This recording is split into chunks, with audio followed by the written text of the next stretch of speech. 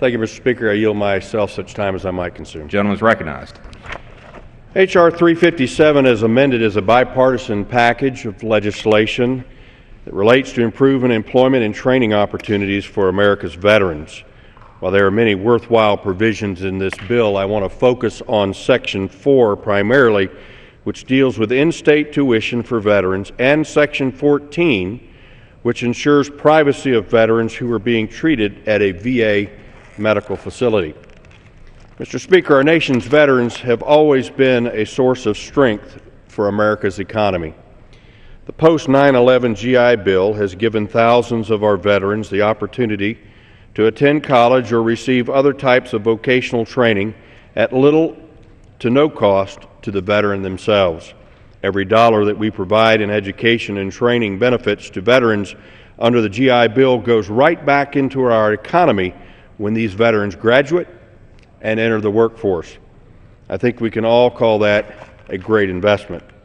However, there are many veterans, through no fault of their own, who are forced to pay exorbitant tuition rates to schools simply because of the transit nature of their military service, and that precludes them from meeting some of the burdensome state residency requirements.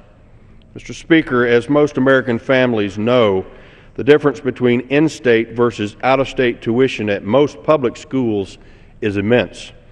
According to the College Board, the average in-state tuition and fees at public institutions is now $8,655 a year.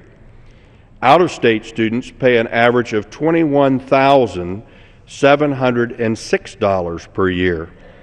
Since the post-9/11 GI Bill will only pay for tuition and fees at the in-state rates at public schools, out-of-state student veterans could incur significant debt to make up that difference. I believe that this practice has got to end.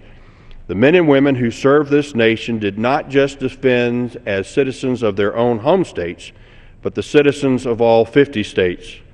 The educational benefits they receive from the taxpayers should reflect the same reality. Mr. Speaker, many states are out in front on this issue, including my home state of Florida. And I applaud the 22 states that currently offer some form of in-state tuition to veterans regardless of their residency. Other state legislatures, again, as I said, including my home state of Florida, are currently reviewing legislation to provide this benefit. And it's my hope that the House passes this bill and it will encourage those states to move forward.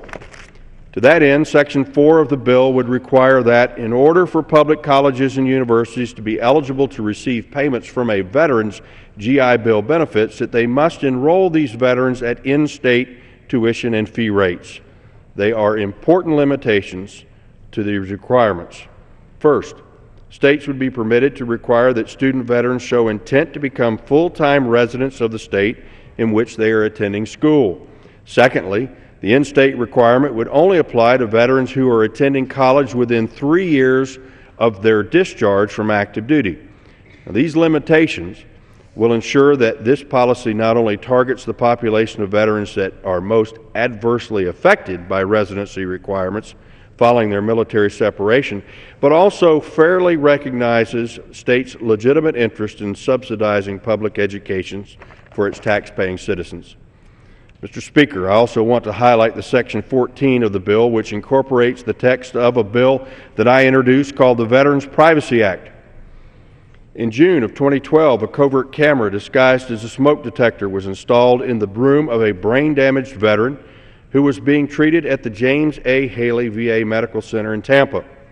Now, upon discovering the hidden camera, the veteran's family was understandably outraged. When the veteran's family asked about the camera, VA officials first stated that the camera did not exist. Then they changed their story and admitted that the smoke detector was actually a video camera. And when further asked if the camera was recording, VA told the family that the camera was only monitoring the patient, it was not recording. Only after inquiries by local media and the Veterans Committee did VA admit that the camera was in fact recording the patient. VA then removed the camera from the patient's room. Now, in the wake of this incident, I sent a letter to VA asking for its legal authority to place a camera in the patient's room without their consent.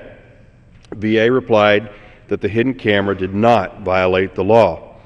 I'm deeply disturbed at VA's actions and response to the privacy interests of this veteran, and can't help but wonder whether similar incidents are occurring across the country.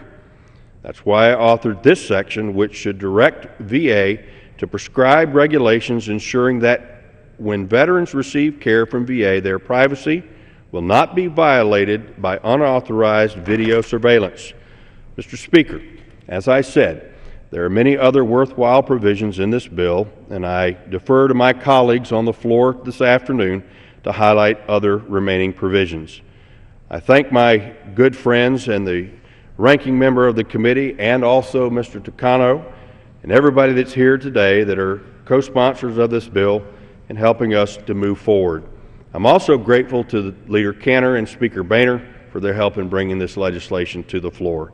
With that, I urge all of my colleagues to join me in supporting H.R. 357 as amended, and I reserve the balance of my time. The gentleman reserves. The gentleman from California is recognized. Mr. Speaker.